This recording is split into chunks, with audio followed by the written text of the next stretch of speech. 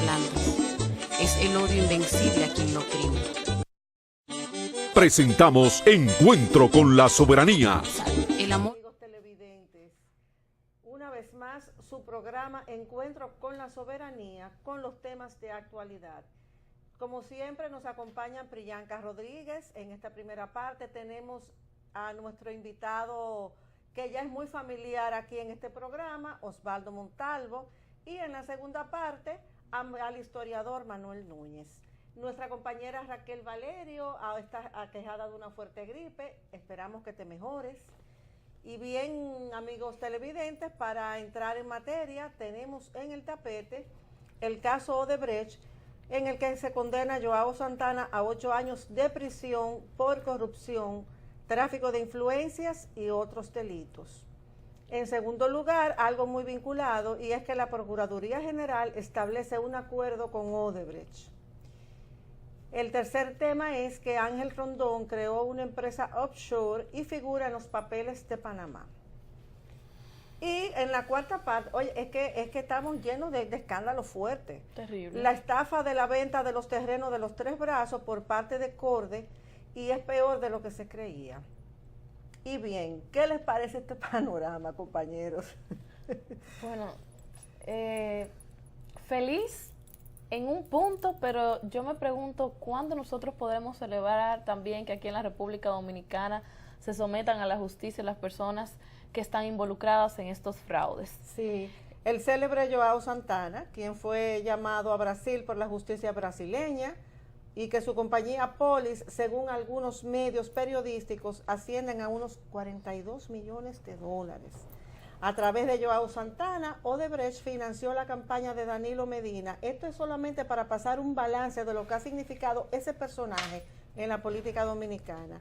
Luego él se cobró sus servicios en exclusividad de contratos. Es decir, que primero se influía en la campaña política en los países extranjeros, que, o sea, es un modus operandi que ha funcionado en todas partes más o menos igual, cosa que es desde luego ilegal, y luego se apropian de los contratos. Ese esquema de corrupción ha sido exitoso en Brasil, Venezuela, Perú, Angola. La empresa Odebrecht pagaba a Joao Santana y se quedaba como jefe de publicidad del gobierno. En las declaraciones de Mónica Moura, que ha sido, bueno, Mónica Moura es un personaje al que también hemos mencionado mucho aquí. Bastante. Ha sido igualmente condenada en Brasil, y se publicó en el periódico Globo de Brasil lo siguiente: que Danilo Medina recibió dinero a partir del 2011 de la cuenta Shellville Finanzas, según la señora Mónica Moura. Ella se encuentra detenida junto a Joao Santana, y la acusación se mantiene en el caso de lavado, corrupción y evasión de impuestos en vinculación con el caso Petrobras, aunque los acuerdos le han suavizado un poco las posibles penas o las futuras penas. Según la encuesta Gallup, el 87% de la población piensa que los funcionarios recibieron sobornos. Bien, ¿qué ustedes piensan sobre el caso? Mira, es bueno que se investigue bien esta parte, sobre todo Joao Santana como asesor de campañas presidenciales en América Latina y en África. Porque, por ejemplo, algunas de las declaraciones que hizo su esposa, Mónica Moura, fue que se cometió fraude en todas las campañas que él llevaba a cabo como asesor. O sea, todas las campañas donde él fue asesor, incluyendo la del presidente Danilo Medina en 2012 y la de... Bueno, se lo llevaron antes de las elecciones de 2016, pero claro, dejó todo su escenario bien establecido, montado, claro, bien montado. Condenado a 8 años en conjunto con él, su esposa y socia Mónica Moura, también otras 5 personas fueron apresadas, y yo lo que quisiera saber, ¿a qué acuerdos llegó Joao Santana? Porque 8 años... como que es muy poco, sí, ¿verdad? fue muy poco, porque se supone que él hizo ciertos acuerdos con la Procuraduría de Brasil.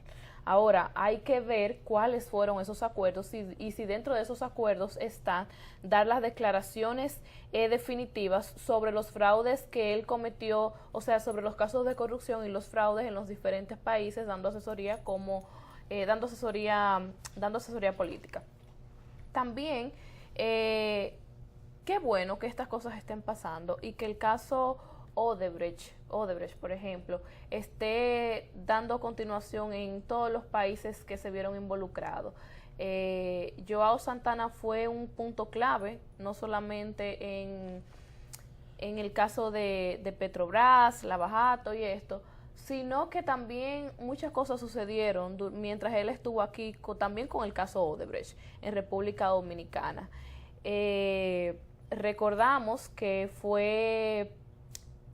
lo pidieron en extradición en febrero de 2016, entre febrero y marzo de 2016, el gran Joao Santana, quien también, por cuidarse de los dominicanos, como él mencionaba, fue uno de los que por primera vez en la República Dominicana montó un cuarto de santería en el Palacio Presidencial, que yo pregunté el otro día si lo habían quitado y nadie me ha respondido eso, que me gustaría saber, a ver si el presidente Danilo Medina ha seguido con su cuarto de santería para cuidarse de los dominicanos, como mencionó Joao Santana. Está funcionando.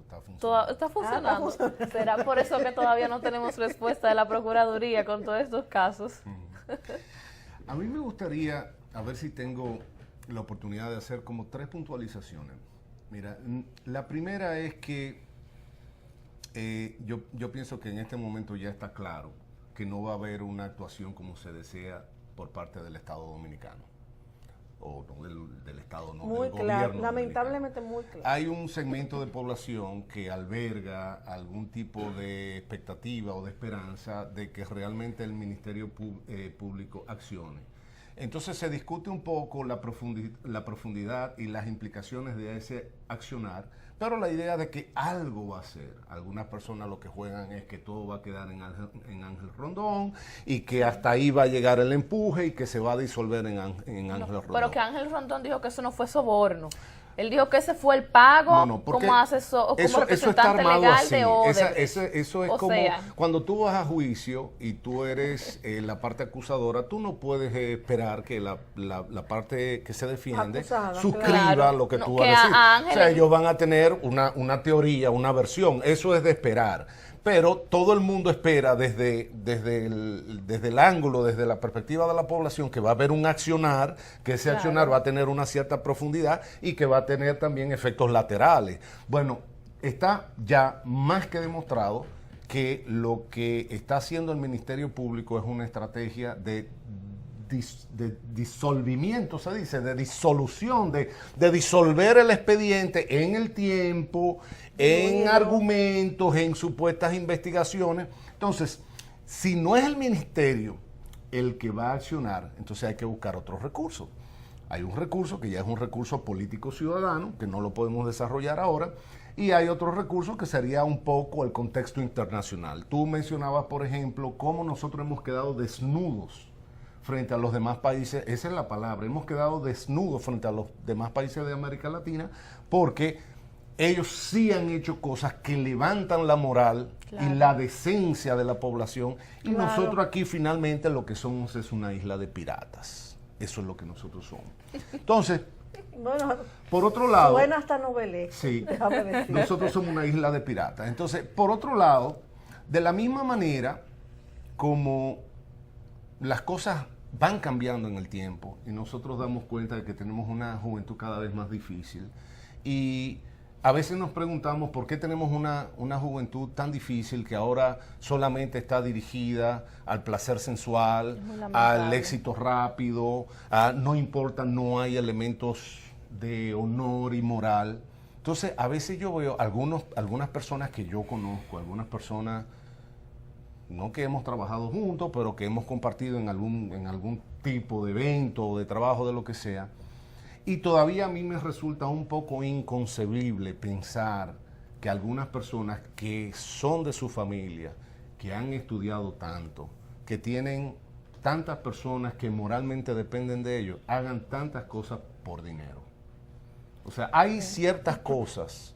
Es que el dinero, y siempre digo, esto no es una apología de la pobreza, es un poco en dirección de lo que dice el expresidente uruguayo, ¿cómo se llama? Mojica. Mojica. ¿Sí? No es tanto de que hay que admírenme porque yo ando descalzo. No, esa no es la idea. Que la dañó totalmente cuando vino al país. Sí, pero ese es otro expediente. Pero hay ciertas cosas, caramba, que no hay necesidad. No hay necesidad. Usted ya tiene su yate, usted tiene su carro de lujo, usted tiene... ¿Para qué más? Entonces, si usted lo pone en una balanza y usted piensa el servicio que usted le puede hacer al país, y no estoy siendo con esto altruista, sino estoy siendo funcional, o sea, es mucho más efectivo, tiene mucho más impacto si usted hace un buen trabajo en aras del interés nacional, que usted ganarse unos millones de pesos, que usted ya tiene muchos. Y al país lo que le falta es personas así. O sea, el país no se puede hacer de 5 gentes, de 5 héroes. En la medida en que nosotros también vayamos disolviendo la moral. Por ejemplo, el mismo problema migratorio, el mismo problema que hay con el irrespeto a la ley de migración. Eso es corrupción. Eso es también. corrupción. De ahí es que esa es la madre, o sea, la madre está justamente en la corrupción. Osvaldo, tú tienes toda la razón, pero hay algo que va más allá. Porque realmente nosotros como ciudadanos nos merecemos otra cosa. Pero hay algo que yo siempre critico y que me da mucha lástima mencionarlo, y es que nosotros como ciudadanos somos tan responsables como ellos de lo que está sucediendo. Porque mira, nosotros tenemos políticos serios todavía, políticos honestos y gentes que quieren trabajar por y por el país. Pero a las personas no le interesa, a la mayoría de las personas no le interesa, a la mayoría de la población, porque se te ofrece algo bueno y lo rechazan. Lo que pasa, Priyanka, es que incluso recuerdo haber leído un ensayo sobre el tema. Uno a veces piensa de la corrupción como si fuera una especie de tumor, ¿sí? Y entonces tú intervienes, tú sacas el área afectada, ¿sí? Y ya todo quedó resuelto. Se fue el tumor, ya no hay corrupción. La corrupción no afecta, no es así como maneja. La corrupción va creando mecanismos. Claro. Entonces hay un nodo donde está el gordo, donde está el grueso, donde está la grasa.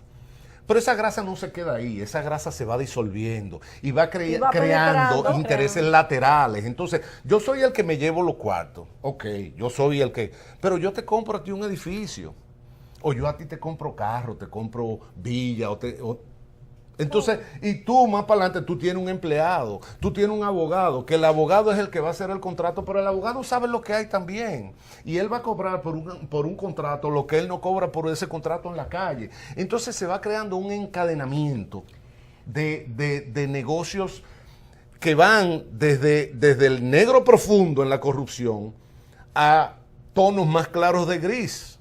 Y al final abarca unos niveles de corrupción a nivel social, que tú te encuentras una persona, alguien del pueblo, manejando el bono gas. Pero alguien, un pobre de barrio, pues sea base negocio de bono gas. Entonces, la gente también asocia que la corrupción está entre los ricos. No, desafortunadamente, es una cuestión demasiado generalizada. Y en la medida en que avance... Un eje transverso. Exacto. Sí, un eje transverso. Entonces, la última idea es que de esto... En algún momento hay que repensar el Estado Dominicano. Es así. Hay que repensar el Estado. Pero, perdón, antes de que pasemos al siguiente tema, hay algo que yo quiero decir. Ciertamente, la corrupción es un entramado y es un mal social, pero es fundamentalmente un problema moral individual. Totalmente de acuerdo. Porque quizás tú en tus manos no está cambiar todo un sistema, pero cuando el sistema llegó hasta ti, tú puedes decir que no. Yo puedo hacer el ejemplo, por supuesto. Yo puedo ser la única golondrina en el verano, yo puedo ser. Claro que sí. Entonces yo creo que es un asunto muy personal. Y bien, vamos a seguir, el siguiente punto está muy vinculado y es el tema de Odebrecht. Cuando ese escándalo estaba en sus buenas, la empresa rápidamente ofreció pagar los $184 millones como multa. Pero unos abogados vivos, Eduardo Jorge Prats, fíjense cómo aquí se vincula también el problema político. Este es un señor que está por los litorales PRM, PRD, etcétera, ¿no? PRD. Olivo Rodríguez Huertas. Calcularon que en esa operación había una buena piñata Y entonces estos abogados listos propusieron y diseñaron un acuerdo que han propuesto a la Procuraduría para saltarse los mecanismos de la justicia. ¿En qué consiste el acuerdo? Bueno, sacar el caso de la justicia, algo muy grave y que habla mucho de falta de institucionalidad. 2, despenalizar los sobornos y las sobrevaluaciones. 3, pagar el dinero en partidas parciales durante 8 años. Y en cuarto lugar, mantener los contratos de Odebrecht como si nada hubiera pasado. Odebrecht ha sido impedida de seguir trabajando en los países donde no. se ha determinado Aquí no.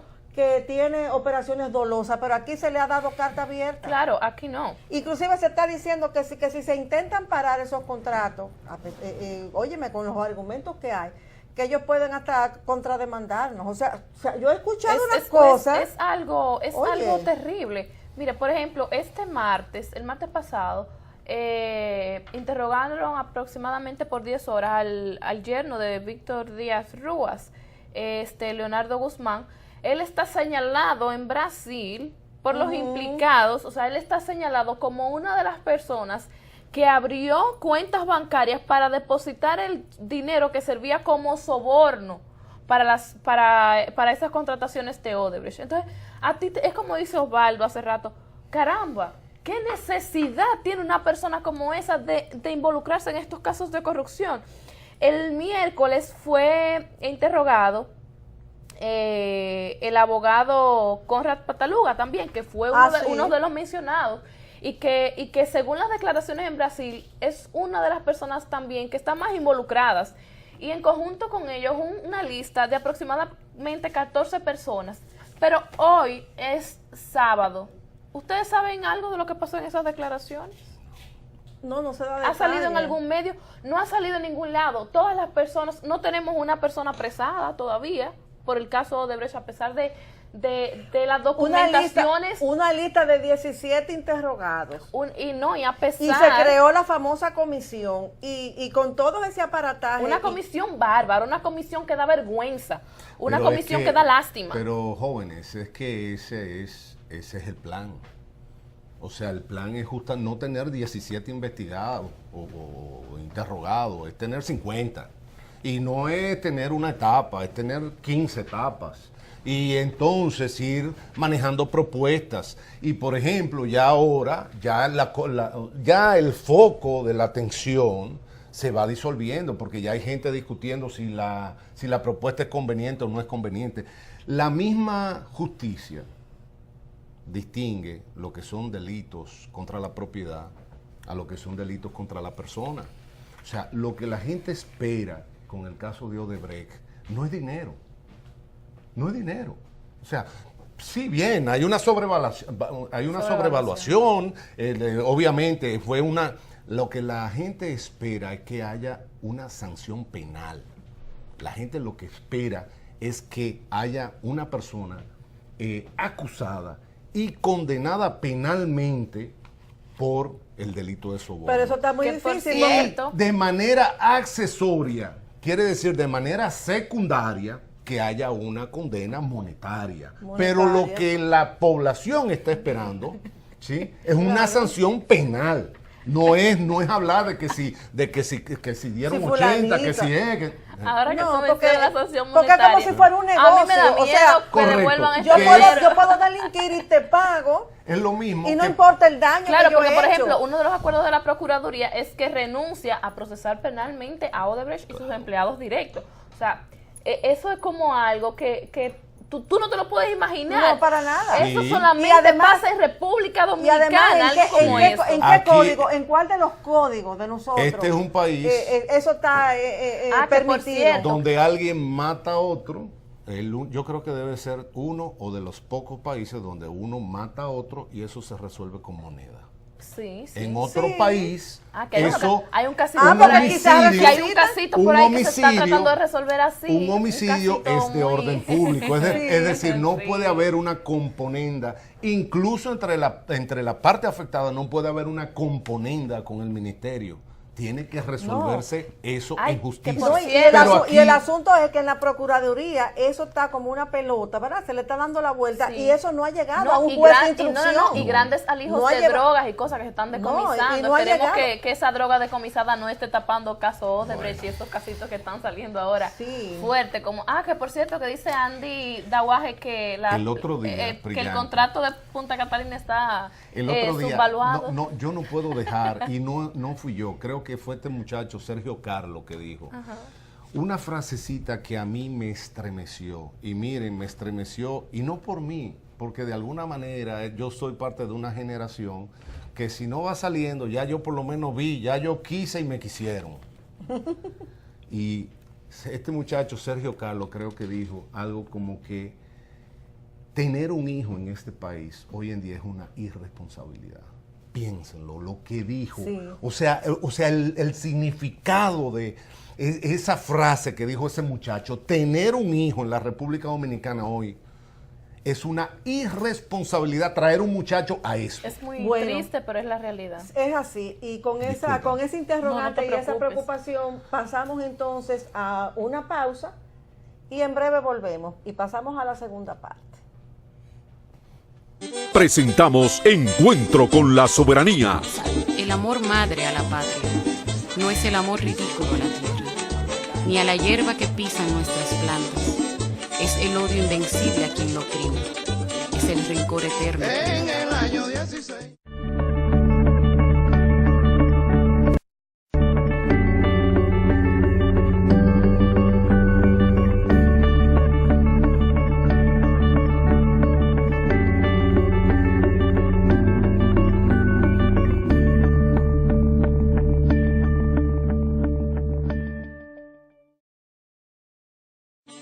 Presentamos Encuentro con la Soberanía.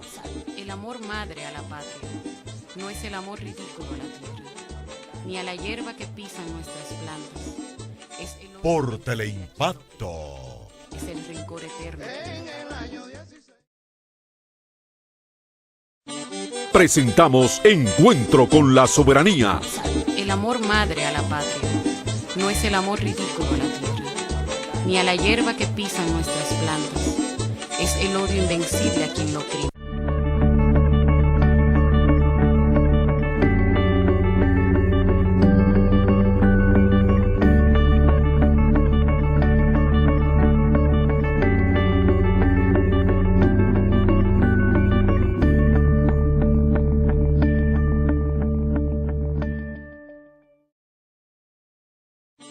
Presentamos Encuentro con la Soberanía. El amor madre a la patria no es el amor ridículo a la tierra, ni a la hierba que pisan nuestras plantas. Es el odio Por Teleimpacto.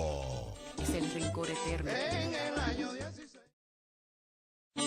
Presentamos Encuentro con la Soberanía. El amor madre a la patria no es el amor ridículo a la tierra. Estamos en la segunda parte. Buenas noches, Manuel. Buenas noches. Tú nos vas a dar un momentito para puntualizar un par de detalles de los temas que estábamos tratando en la primera parte. Bien, ustedes recordarán que en el periódico español El Confidencial, Ángel Rondón Rijo, nuestro famoso Ángel Rondón, tiene con su esposa y su hija, que son accionistas de la firma AAA Dominicana, que eso ha salido, es una empresa fantasma que figura en los papeles de Panamá. O sea, parte de la gente que está vinculada aquí al tema de Odebrecht Que se tapó el y caso. de Punta, porque hay y de muchos Punta funcionarios aquí en Catalina los papeles están de metidos en Panamá. Panama Papers y ya han salido en periódicos en España. Bueno, el mismo Ángel Rondón fue condecorado por el presidente de la República y recibió 92 millones de dólares, ¿verdad? De Odebrecht. Por trabajo. No ha sido perseguido por la DGI, porque hasta donde se sepa, él no ha pagó pagado los impuestos. impuestos. A No lo ha pagado mejor los está- Pero- a lo mejor está exento. A lo mejor, exacto. Ahora, la DGI sí te cobra a ti, al ciudadano común y corriente, los impuestos, ¿verdad? Los impuestos que te sacan por la placa, etcétera, un montón de Por todo. razones, por todo, pero a él no se le ha cobrado esos impuestos. Y tras el acuerdo secreto entre el procurador y la firma Odebrecht, todo esto quedará en un limbo, ni sometido, ni condenado, ni investigado, y su caso será archivado. Ya lo habíamos planteado, pero díganme, ¿qué tipo de justicia que tenemos? Bueno, es que a veces tú piensas y tú no sabes. O sea, no sabemos qué tipo de justicia tenemos en el país. Que no sirve, eso está claro. Pero, ¿cómo tú puedes describir la justicia dominicana? Es casi imposible. Con respecto ¿Un colmado? No, hombre, los colmados tienen buena administración y todo. La mayoría de colmados sobreviven Sí, sin pero problema. un negocio, o sea, un chanchullo, una cosa de centavos, o sea... No, ojalá y Oye. funcionara así. Pero mira, yo solamente, con respecto a Ángel Rondón, yo solamente quiero mencionar algo breve. Y es como aquí hay una burocracia tan grande, si tú quieres ser proveedor del Estado y un sinnúmero de cosas que, por cierto, Manuel y yo hemos pasado todos los trabajos del mundo haciendo ese proceso. Ángel Rondón es uno de los principales accionistas de la empresa AAA Dominicana, la cual a su vez tiene un contrato con la Cash para la gestión de cobros y facturas de servicio de agua. Eso quiere decir que están violando la ley 340-06, su artículo 3, su artículo 8 y otros artículos. La ley 340-06 es la ley de compras y contrataciones públicas. Y ahí menciona un sinnúmero de situaciones donde, las personas que pueden, las personas físicas o jurídicas que pueden o no pueden ser proveedores del Estado. Entonces, a mí me gustaría que se revisaran esa ley, ya que por lo menos a los que tienen buena voluntad y hacen las cosas correctamente, les da tanto trabajo, por favor, revísense esta ley. No, ya y ese problema pica y se extiende porque la AAA también tiene acciones, está vinculada a Sí. una compañía española. y a otra colombiana Y también. el señor Ignacio González, que es un personaje muy conocido, que también ha sido allá revisado en la justicia. Entonces, óyeme, es toda una trama internacional. Eso parece una película bueno, una cosa increíble.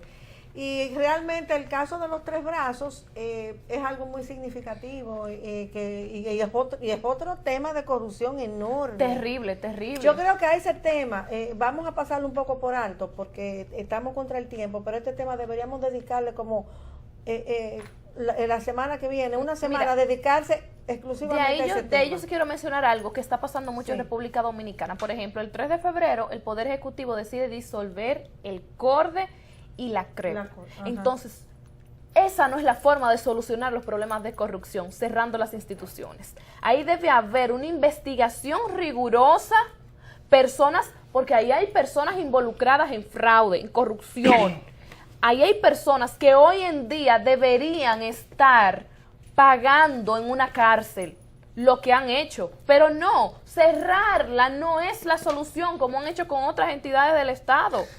En nuestro país, cuando un ministro está haciendo disparate en un ministerio, hacen un enroque como en el ajedrez.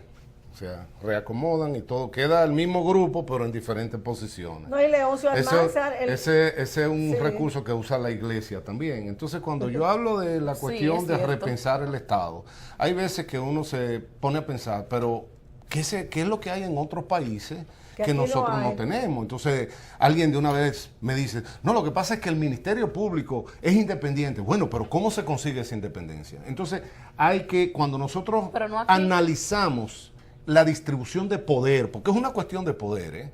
O sea, al final de cuentas no es una cuestión de leyes, porque las leyes están, o las leyes se pueden modificar, ¿sí?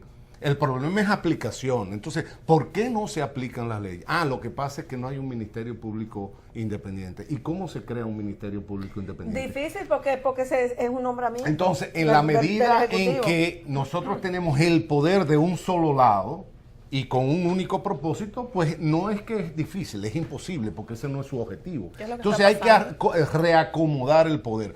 ¿Cómo se acomoda el poder? Bueno, eso ya sí es, eso sí tiene que No, ser eso es un tratado que hay objeto que de escribir, y más una- aquí con estos genios que tenemos. pero lo que quiero decir es, en la medida en que tengamos el poder concentrado en un solo lado, por favor, seamos sensatos, no estemos esperando. No, como dice un amigo, peras al horno, Yo pero espero, sí, no Faino. esperemos por lo menos Yo peras del tengo horno. yo tengo fe, aunque sea, Bueno. claro, no en este gobierno, pero yo tengo fe que en algún momento va a venir un presidente que trabaje por y para los dominicanos y que luche y aprese a todos estos charlatanes, sinvergüenzas y corruptos que vienen desde años anteriores. Yo espero tener Bueno. vida cuando eso llegue. Está bien. Bueno, Manuel, gracias por tu tiempo, por cedernos parte de tu tiempo. Y realmente vamos a pasar en una revista al panorama internacional, temas que son muy interesantes. Tú has seguido desde el comienzo las elecciones de Francia, que ya es un proceso que arrancó con los grandes mítines de París y de Lyon. Bueno, tú has estudiado en Francia, a ti yo sé que te interesa muchísimo lo que sucede en esa nación. Está el meeting de Jean-Luc Mélenchon.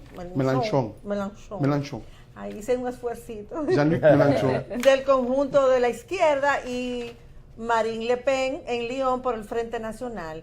Explícanos cuál es la situación actual de esos grupos que van a competir el 22 de abril. Bien, el 23 de abril exactamente, porque el 22 ya se ha pospuesto hacia el 23. Mira, yo pienso que las elecciones en Francia son muy importantes, son quizás el momento más importante después del Brexit, porque en Francia hay un gran debate ahora mismo, un debate de enorme peso con la candidatura puntera, que es la candidatura de Marine Le Pen. Al mismo tiempo, Francia es un país que ha sido, pues es, en cierto modo, el motor político y social de la Unión Europea. Si Francia sale, la Unión Europea concluiría ya como organismo, porque digamos que el tándem Alemania-Francia es el tándem que empuja a los 27 países que quedan. Alemania sobre todo tiene la primacía económica. Correcto. Alemania es el líder económico y es realmente el gran poder económico, pero es un enano político y es un enano diplomático también. Entonces, la Unión Europea tampoco tiene mucho peso diplomático. En términos militares está bajo el comando de la OTAN, generalmente, ¿no? Y todo esto plantea un montón de interrogantes. Pero vamos a ver, en el caso de Francia hay 4 grandes candidaturas. Esta es la candidatura del candidato de los republicanos de la antigua UMP, François Fillon. François Fillon, que los grupos, el establishment francés, lo había elegido ya prácticamente como el presidente para enfrentarlo a Marine Le Pen. Ellos le iban a dar todo el apoyo de los socialistas, del partido de François Mitterrand, el PS, que no tiene posibilidades de ganar las elecciones, está muy atrás porque el gobierno de François Hollande ha sido un desastre, ha batido récord de impopularidad en los últimos 50 años. Y entonces... Más que Sarkozy. Peor que Sarkozy. Sarkozy tuvo... Sarkozy fue horrible. Pero Sarkozy tuvo su problema, más que por su programa, tuvo un problema personal, porque era un hombre muy impaciente, tiene un comportamiento un poco extraño con las mujeres, y entonces su vida pública salió a relucir y eso le restó mucho, incluyendo también una cierta pasión por el dinero, por los amigos ricos, por el grupo Bolloré, esas cosas que también provocó su caída en las encuestas, pero tenía mucha posibilidad Sarkozy de ser candidato, y de ser candidato hubiera tenido posibilidad de ganar las elecciones incluso contra Marine Le Pen. Entonces, ¿qué ocurrió? Se impuso este hombre que es François Fillon por el partido de Sarkozy, los republicanos, que era el partido que estaba puntero inicialmente, porque en Francia el arco político se divide en 2 grandes grupos, la derecha y la izquierda. La derecha son los partidos del sistema, ¿verdad? Y la izquierda tiene partidos del sistema, que es el PS, que es la izquierda no comunista, la izquierda que no quiere destruir el sistema, que no está en contra de la propiedad privada, y dentro de la izquierda luego hay pequeños subgrupos de la izquierda carnívora, que llaman, ¿no? Que es la izquierda real, dura, que es de apenas un 1%, que es la izquierda que son anticapitalistas, de Besancenot, la Nuit Debout, que es un grupo muy parecido a Podemos en España, y luego pues hay una izquierda que está en transición entre la izquierda carnívora y la izquierda vegetariana, que es la izquierda de Mélenchon, que es Mélenchon. Mélenchon es un tipo de esa izquierda no enteramente anticapitalista, pero con una retórica anticapitalista, porque hereda todas esas cosas, ese desastre que hubo en la educación, que significó lo que llamaba Ramón Arón el opio de los intelectuales, ¿no? En la época en que todos los intelectuales eran de izquierdas y eran comunistas, marxistas, y eran clérigos además. Entonces, Mélenchon es parte de ese mundo, es un gran orador, tiene un 10%, Fillon tenía un 24% en algún momento, pero Fillon ha caído en las encuestas profundamente porque el señor Limpio, el Monsieur Propre, se llamaba él, el señor Limpio, pues se le descubrió que siendo él diputado por 20 años, colocó a su mujer como empleada del Congreso. Su mujer nunca asistió al Congreso, no tenía la credencial, lo llama aquí el gafete, la credencial del Congreso, no figuraba en el libro. Una botella. Pero además cobró casi 1 millón de euros de esa forma. Entonces un botellón. O sea, cobró poco, sí, es que hubiese ganado más. Casi 1 millón de euros. No, porque es un arco de 10.000 euros mensuales. Entonces ella lo cobró 5.000 euros durante 15 años, sin nunca ir, sin estar registrada en el libro, sin hacer ningún informe, sin enviar ningún mail al esposo, sin recibir a nadie. E incluso, pues cuando él intentó decir que su mujer era parte de su trabajo, pues apareció una entrevista de la mujer, que es de origen británico, a un semanario británico, diciendo que ella nunca ha participado en política. Entonces, eso lo acabó de hundir más. Pero encima de todo eso, cuando ya está recuperando, aparece también el hecho de que ha beneficiado a sus 2 hijos con 90.000 euros, como contratados como abogados, sin ser abogados los hijos, siendo apenas estudiantes, como parte de entonces, todo ese tipo de situaciones, de escándalos de Fillon, lo han convertido en un hombre no limpio, ¿no?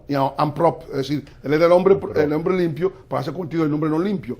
Y al ser no limpio, pues ha bajado profundamente en las encuestas, no logra recuperarse. Los abogados han hecho, como todos los abogados, intentan mediante la retórica esconder la verdad. No han podido esconder la verdad los abogados y se ha hundido aún más cada vez que habla. O sea, Fillon no tiene posibilidades de ganar las elecciones.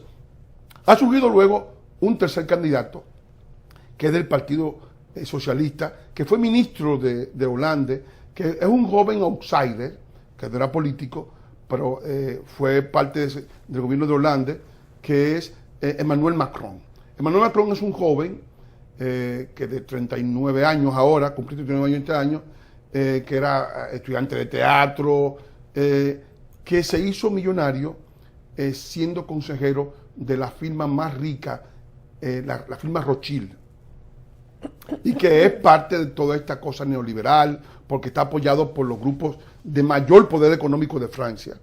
Él sirvió a François Hollande y figura como socialista por haber servido a ese gobierno, pero realmente corresponde a las ideas más ultraeconómicas del neoliberalismo francés. Macron se casó con su profesora, que le llevaba 24 años. La mujer tiene 59 años ahora, él tiene 39, sí, él es 38. Y entonces, naturalmente, esto le ha dado una cierta curiosidad en Francia. Entre la prensa People, la prensa del corazón, lo han subido en las encuestas y Macron figura como el favorito por encima de Benoît Hamon, que es el candidato del Partido Socialista de Francia, que está entre un 12 y un 12%. Entonces, Macron podría ganar en ese grupo, ganar y ser el candidato, aunque sea un hombre que viene de la derecha, de las izquierdas, porque Benoît Hamon es un candidato de izquierda, pero corresponde a la izquierda más radical, a la izquierda menos evolucionada, a la más antigua, a la más troglodita, es decir, que plantea que hay que repartirlo todo, que la propiedad no es nada, es decir, y que hay que darle a todo el mundo 700 euros.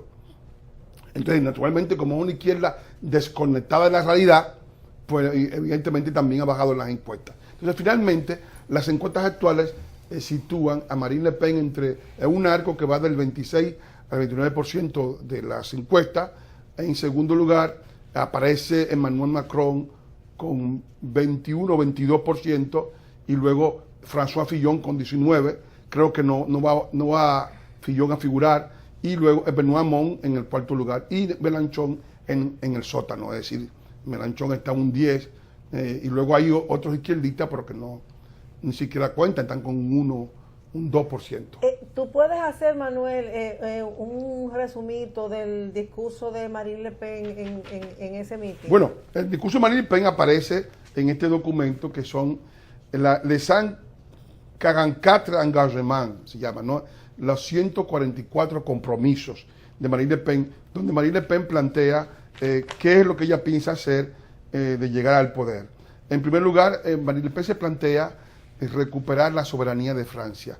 La Unión Europea se implantó porque entre las élites de Europa se había planteado la tesis de que las naciones eran obsoletas, de que iban a desaparecer. Todas esas utopías que ocurren, y naturalmente entre gente enamorada de ideas abstractas, pues eso que fueron Schuman y Jean Monnet, Pierre Schuman y Jean Monnet, tras la Segunda Guerra Mundial, pues se creó todo ese organismo de una unión económica, de una unión política, que al final de cuentas nadie sabe hacia dónde va, porque los que llevan el piloto de la unión saben que ya es prácticamente imposible que vaya a ser un Estado federal, porque son países muy distintos, hay culturas muy distintas. Imagínate tú. Tú juntar, qué sé yo, un centro europeo con un español. Exacto, sí. Entonces evidentemente eso ya, digamos que es como una especie de autobús en el que se han metido sin saber a dónde va, pero nadie se atreve a apiarse del autobús. Los ingleses, que son más pragmáticos, siempre lo han sido, por eso es el país de la economía, pues fueron los primeros en apiarse. Y nunca se montaron en la moneda económica, ni tampoco en el espacio Schengen. Entonces, ¿qué resulta? Francia no tiene fronteras, porque sus fronteras son las fronteras de Schengen. No tiene moneda, porque su moneda es el euro. Y la moneda no puede hacer política económica, por lo tanto no tiene soberanía económica. No tiene soberanía política porque depende de los acuerdos que puedan surgir en Bruselas. No tiene control de su destino como nación. Y naturalmente, todo ese tipo de cosas, que es un poco el atentado mayor a lo que es a la autodeterminación de un pueblo, es lo que Marine Le Pen se propone en este programa combatir, es decir, es recuperar la soberanía del pueblo. El pueblo ha sido abandonado por las élites políticas. Las élites políticas de la derecha, que abandonaron la nación, pues ya no creen en la nación, y que están hablando de la globalización, del globalismo, y la izquierda, que abandonó al proletariado, que ya no creen en los obreros. La izquierda nada más defiende a los homosexuales, a los inmigrantes, a las minorías, pero no defiende a los trabajadores. O sea que lo que fue realmente el público de izquierda, que eran los trabajadores, pues está apostando por Marine Le Pen. O sea, Marine Le Pen, el Frente Nacional es el partido que tiene más trabajadores votando por ello, es decir, porque es la lucha de las élites del país en contra del pueblo. Alguna gente hablan de populismo, porque como tienen tanto desprecio por el pueblo, dicen eso es populismo y lo hablan con desprecio. Populismo porque naturalmente no votan por ellos. Si votaran por ellos no hablarán de populismo. Claro. Porque el pueblo sienten un alto desprecio por el pueblo porque están enamorados profundamente de su dinero, de sus utopías y de sus ideas abstractas. De su dinero. No, sí. Que esos izquierdistas están como los de aquí también, defendiendo los inmigrantes, los gays y eso. Inclusive en algunas de esas marchas pro-haitianas y eso, usted ve aquellos que se denominan comunistas todavía con su bandera roja, pero defendiendo lo indefendible, defendiendo lo que realmente nos hace daño como nación. No, es que hay una desconexión de las clases políticas. Las clases políticas, la élite política se ha desconectado de la base social que la sustentaba. Entonces, estamos hablando de élites políticas que han abandonado al pueblo y que se han inscrito en una especie de proyecto mundialista, de proyecto globalizante, multiculturalista, o sea, porque también el multiculturalismo es la ideología contra la nación. Y entonces, evidentemente, ha venido a resurgir la nación como organización. Porque es una realidad que se quiso soslayar. Entonces, desde esa perspectiva, discúlpame Osvaldo, claro, es muy pronto para hacer ese tipo de lucubraciones, pero desde esa perspectiva, ¿cómo tú ves la posibilidad de Marine Le Pen en las próximas encuestas? O sea... Bueno, las posibilidades son ciertas. Ella está puntera en las encuestas, ¿Y tú crees que va a subir? pero desde luego hay que ver lo siguiente. Francia es un país donde donde nadie ha ganado nunca en primera vuelta. O sea, es un país donde hay el sistema del balotaje. O sea, se clasifican dos, esos dos son los que van. La conspiración del sistema está en contra de Marine Le Pen, porque el sistema político, tanto la derecha como la izquierda, están con la Unión Europea, están con el proyecto mundialista, no están por la recuperación de las fronteras, no están por la recuperación del país, y evidentemente eso hace que no haya, o sea, que la lucha sea justamente entre la globalización y la nación, entre la patria y la visión antipatria que representa todo el proyecto global de rendirse al poder extranjero. Osvaldo, sí. Sí, la pregunta va en dirección a con qué burguesía ella gobernaría. Hay algunas personas, tú hablabas por ejemplo del concepto de la cuestión del populismo, hay veces que hay algunas etiquetas que pretenden decir algo y resulta que no lo dicen de forma tan exacta, como tú mencionabas con la cuestión del populismo. Hay algunas personas, en otro orden de ideas, que piensan que se pueden gobernar sin una burguesía. A mí no me interesa la etiqueta, porque a veces me dicen, por ejemplo, no, que hay países donde no hay burguesía. No vamos a entrar en esa discusión, pero hay un grupo de gente, hay un politburó, hay un comité político, ponle la etiqueta que tú quieras, pero hay un grupo de personas que tiene el poder político, tiene el poder militar, tiene el poder político y tiene el poder económico. Ahora, no hay posibilidad de hacer un gobierno sin una burguesía. Entonces, en el caso, por ejemplo, de Trump, que siempre se discutió cuál es la burguesía de Trump, porque obviamente él se opuso a un fragmento de esa burguesía, pero con el soporte de otro fragmento. Porque tú lo que no puedes hacer, y que me disculpen los utópicos, que lo podemos hacer, es confrontar la burguesía como que nosotros vamos a hacer un gobierno del proletariado. Eso es un disparate. Ahora, tú tienes que identificar cuáles son tus aliados entre los que detentan la propiedad. En el caso, por ejemplo, de Francia, ¿cuál sería ese sector? Yo creo que tiene una gran cantidad de aliados en ese punto. Yo digo que ella ha dicho, el eje de su proyecto económico está en la recuperación de la soberanía nacional, es decir, en la recuperación de los empleos que la deslocalización saca de Francia, en la recuperación del control del territorio, en la recuperación de la industria francesa, en el relanzamiento de todo lo que es fabriqué en France, el Made in France. Es decir, que hay toda una serie de programas que van a favorecer la producción nacional y una gran parte de la crítica que se le hace a Bruselas diciendo que ella es proteccionista, que ella está planteando una protección de la industria de Francia. Yo pienso que las personas que están incluidas en ese proyecto son la base de un apoyo futuro a un gobierno de Marine Le Pen, que ha planteado no que ella va a imponer una nueva regla, sino que va a poner al pueblo francés a decidir, porque la Unión Europea, tal como se concibe hoy, se hizo violando el proyecto de Constitución Europea que Sarkozy, una vez que Francia dijo que no, Sarkozy lo metió por atrás, por la Cámara de Diputados. Es decir, se le impuso, la oligarquía política impuso el proyecto en contra del pueblo. Ella plantea que muchas de estas cosas, que muchas de las decisiones importantes de Francia sean adoptadas en referéndum, sean adoptadas por iniciativa popular, porque los representantes de los países, los representantes del pueblo en muchos casos, no representan al pueblo, representan intereses de grupos, de partidos. O sea, y lo que hacen es secuestrar la representación del pueblo para imponerle al pueblo otro tipo de política contraria a sus intereses. Lo que te iba a preguntar o a decir es que también eso pasa, lo que tú estás diciendo de recuperar, por ejemplo, recuperar la soberanía del país. Esos grupos que tú mencionas, una de las primeras cosas que hacen es de alguna manera disminuir el valor o disminuir la apreciación que el nacional tiene por su propio país. Y empiezan a llamar cualquier sentimiento nacional, que eso es xenofobia, que eso es chauvinismo, que eso es...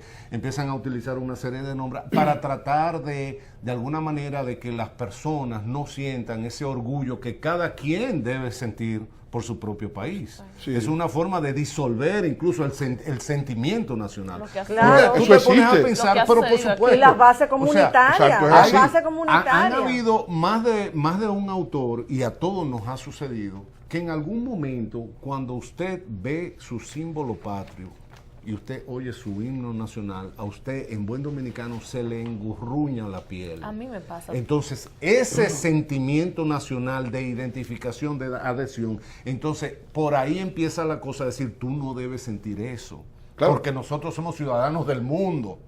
No, hay una visión, la visión mundialista, que es la visión adoptada por esta Unión Europea, que actúa en contra de las naciones y que plantea una Europa desnacionalizando las naciones, y la visión de una Europa de las naciones, que es la visión de Marine Le Pen, que está planteando políticas para recuperar todo lo que es el patrimonio mental de Francia, para recuperar la identidad nacional, porque en todo esto ha habido un ataque permanente a la enseñanza de la historia, a la enseñanza de los símbolos patrios, una especie de chantaje permanente por parte de las comunidades musulmanas en Francia, porque están llenas las mezquitas y vacías las iglesias.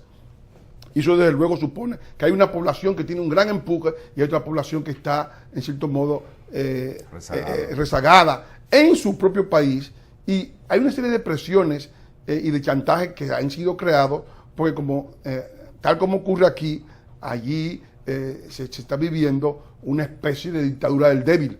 Es decir, el inmigrante es el que está imponiendo las reglas, el de afuera que está poniendo las reglas, y el de adentro está siendo vapuleado y despreciado Pero una por cosa, esa política una internacional. cosa, perdón, Manuel, ¿tú no crees también que ese empuje poblacional que va reduciendo, digamos, la presencia del francés en este caso, ¿tú no crees que en parte es debido a la disminución de nacimientos nuevos? Es decir, numéricamente, cuantitativamente, en naciones como esa, donde hay un gran porcentaje de población envejeciente, donde las familias no se renuevan, como por ejemplo aquí en Latinoamérica, ¿tú no crees que para ellos mantener también una parte de su economía necesitan una población migrante? Bueno, ese es el caso de Alemania, pero no es el caso de Francia.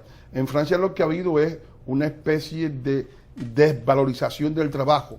Es decir, y Marine Le Pen plantea justamente una política de natalidad agresiva, de favorecer las jubilaciones a los 60 años, no a los 68, como están planteando los grupos de la derecha tradicional, de crear un fondo de ayuda para Francia, es decir, y de no responsabilizarse de la inmigración ilegal extranjera.